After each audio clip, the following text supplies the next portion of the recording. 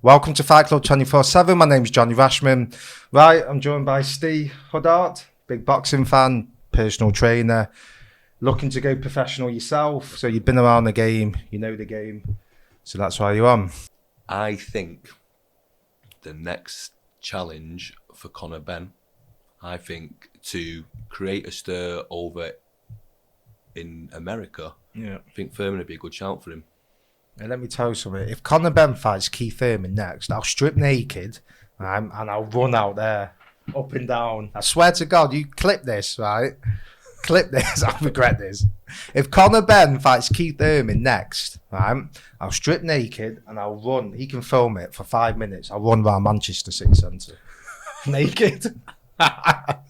That's how convinced I am he ain't fighting for Keith Thurman. I'll let the Irish lads film that.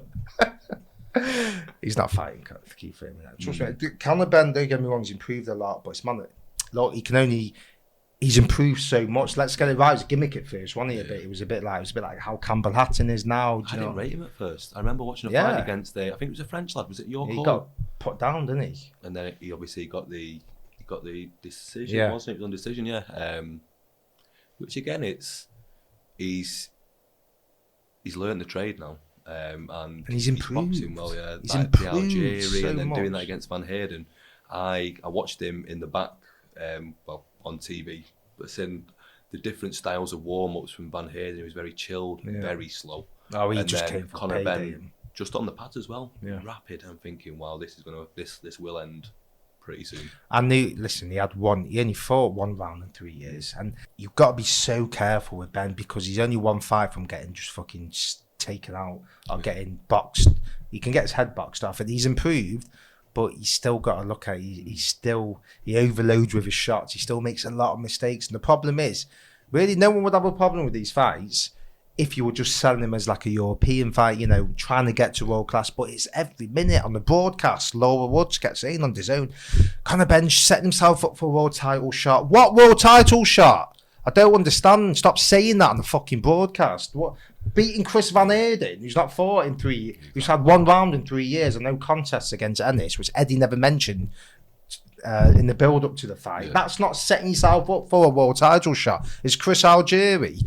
You know what the fight is we want to see, right? It's Avanesian. That's the fight we all want to see. I've gone on about it. Neil Marsh, he's looked on my social media. He messaged me himself. And about the poll thing, he put the poll out.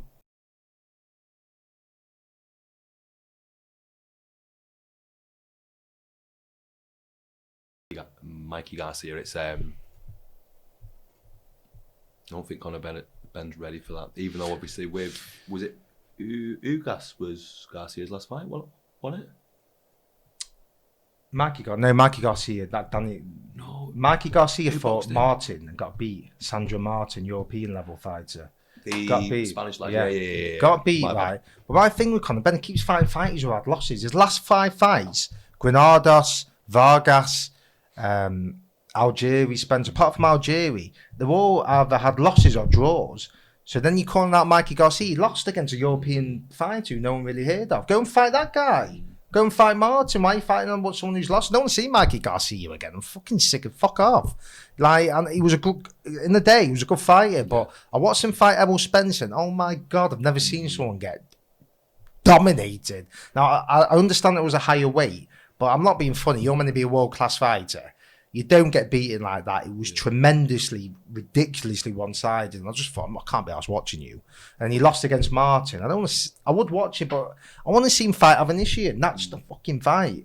But they're trying to come up with stories. Or Adrian Broner. Fuck, who wants to watch that slob?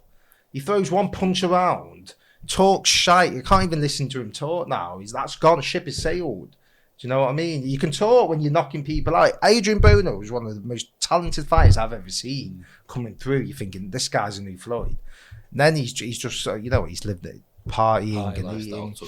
And he can't throw a punch. So, of course, Conor Benn will beat him.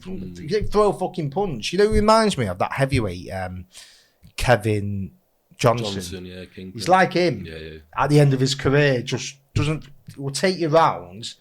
Can't knock him out, but he stinks the place out. So Conor Benn, you're not going to see him fight in a legitimate fight. Again, he needs another 3 years. They keep saying next fight's bullshit, because what they'll do is they'll get him in against, they'll let him have an eliminator, a final eliminator, an eliminator for Spencer, one of those bouts. No, he's not going to fight them. Wait for them to like move up.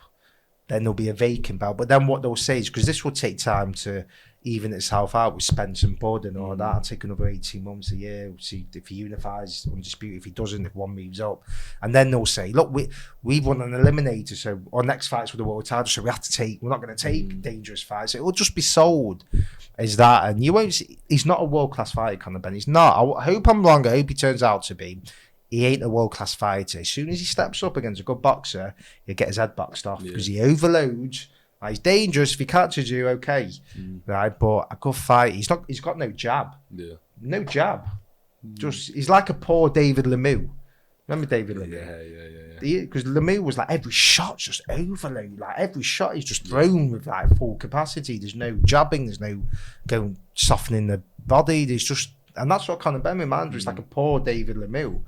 I hope I'm wrong, but listen, look, he's from the UK.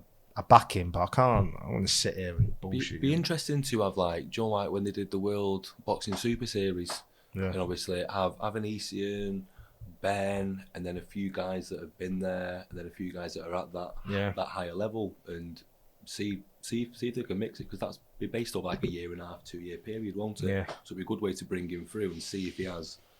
What, you mean a tournament? Yeah. Again, I like them tournaments, and it's like, look, the thing is though, they can't work because everything's about money.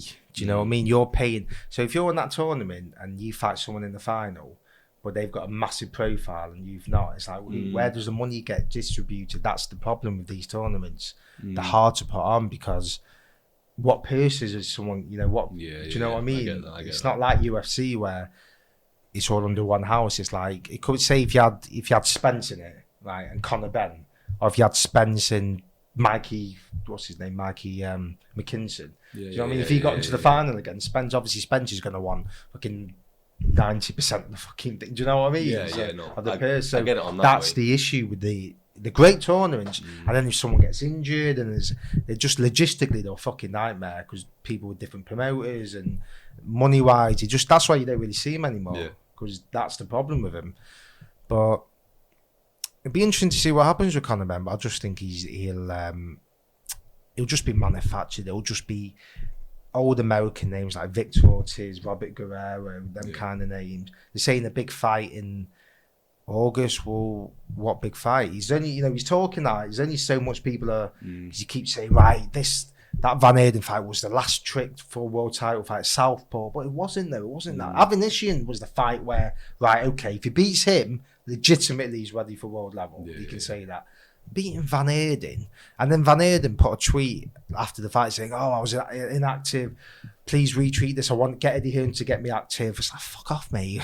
Get Eddie Hearn to give me. I'm gonna watch your fight again, mate. Get off my screen, mate. Yeah, definitely. It's I think though, would you chuck Conor Benn? Would you still carry on building him over here, or would you take him over stateside with obviously? The zone can get him there, and well, that's another thing. That, make yourself a name. Eddie's such a good promoter. He knows what he's doing. He won't put him in with a Pulse, someone who has. He won't put him in with a 50-50 fight.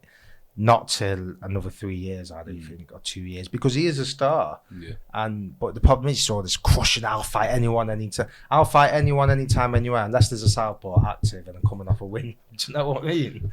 That's what it's like. Exactly. And it's like, and people buy into it. The casual fans will see his fights and go, "Oh, fucking hell, he's a problem for anyone." But they don't understand like actually being in the ring. And when like Fury and Wilder, like when someone's better than you, and that's what all of these majority of these top 10 fighters in the rankings at welterweight, even though it's not the strongest division, they all could just box his fucking head off easily. Because the last two fights, what has he learned from them? Apart from noise and everyone going, Conor Benn, from a boxing point of view, what's he learned? He's just taking them out in 1 round and 2 rounds. If he was to get the rounds in, that's the thing. He'd learn a hell of a lot more. It. But he's just jumping on people quick, but he is getting them out of there. He makes noise. Look, I do like watching him fight. I'm not going to lie. He's exciting. He's tough. He's fucking tough.